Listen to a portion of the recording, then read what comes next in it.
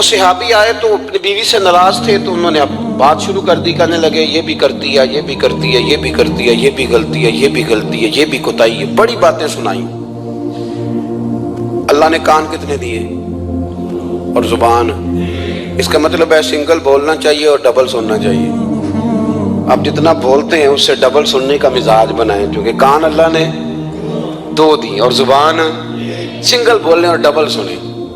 حضور سنتے رہے، بلکہ حضرت ابو بردہ رضی اللہ تعالیٰ عنہ کہتے ہیں میرے محبوب نے نا تکیہ منگا لیا، ٹیک لگا لی۔ کئی لوگ کہتے ہیں نا جی ڈاکٹر نے میری بات تو پوری سنی کوئی نہیں، تو جب تک پوری سنی نہ جائے بعض بندوں کو تسلی نہیں ہوتی۔ پورا وقت دیا، وہ کہتے ہیں جتنا میرے اندر غبار تھا سارا میں نے نکالا اور میں نے ثابت کر دیا کہ میری بیوی میں یہ بھی کمزوری ہے، یہ بھی کمزوری ہے، یہ بھی کمزوری ہے۔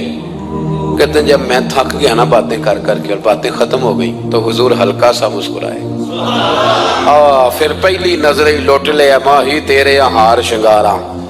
کہتے ہیں حضور ہلکا سا مسکرائے زیر لب اور فرمانے لگے کہ تیری بات ختم ہو گئی ہے تو ایک میں بھی کر لوں۔ تو کہتے ہیں نبی کریم سید عالم صلی اللہ علیہ وسلم نے نا ساری باتیں سنی تو فرمایا کر لوں، تو میں نے کہا یا رسول اللہ کریں؟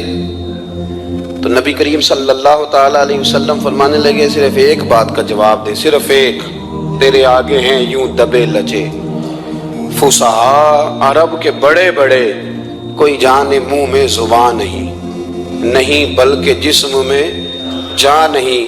حضور فرمانے لگے یہ بتا کہ تیری بیوی میں ساریاں خامیاں ہی ہیں کہ کوئی خوبی بھی ہے؟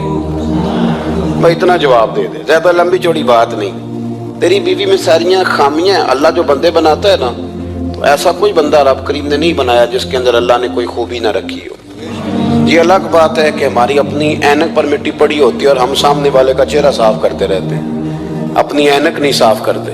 تو حضرت ابو بردہ رضی اللہ تعالیٰ عنہ فرماتے ہیں جب سرکار نے اس شخص سے یہ بات کہی نا کہ کوئی خوبی بھی ہے تیری بیوی میں، تو کہتے ہیں وہ شخص کہتا ہے میری نا بالکل ایک جملے نے سوچ ہی بدل دی ساری۔ یوں سمجھ لے کہ میں اس روڈ پہ چل رہا تھا، میرے نبی پاک نے مجھے اس والے رستے پہ ڈال دیا، بالکل ساری سوچ، یعنی ایک ہی جملہ لیکن ہر چیز بدل دی سرکار نے۔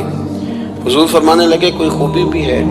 کہتے میں تھوڑی دیر چپ رہا، عرض کی یا رسول اللہ صلی اللہ علیہ وسلم آپ حکم کریں۔ تو حضور فرمانے لگے اپنی بیوی سے کبھی بغض نہ رکھو، اگر تمہیں اس کی خامیاں نظر آئیں تو اس بات پر توجہ کرو جو اس کے اندر خوبی ہو۔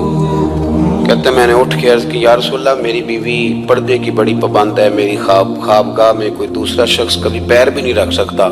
تو فرمایا جا پھر گھر جا کے بسا، جو سب سے اعلیٰ خوبی تھی وہ تو اللہ نے تیری بیوی کو عطا کی ہوئی ہے، گھر بسا۔ تو ایک تو سرکار کی ظاہری جو اللہ نے آپ کو حسن و جمال دیا تھا وہ بے مثل تھا، گفتگو کا جو ڈھب اور سلیقہ دیا تھا وہ بے مثل اور بے مثال تھا، اور پھر جو حضور کی ادائیں تھی نا کان خلقہ القرآن۔ حضرت عائشہ صدیقہ کہتی ہیں میرے محبوب کے اخلاق دیکھنے ہو تو قرآن پڑھو، جن اخلاق کا قرآن درس دیتا ہے وہ عملی طور پر سارے مدینے والے محبوب میں پائے جاتے تھے۔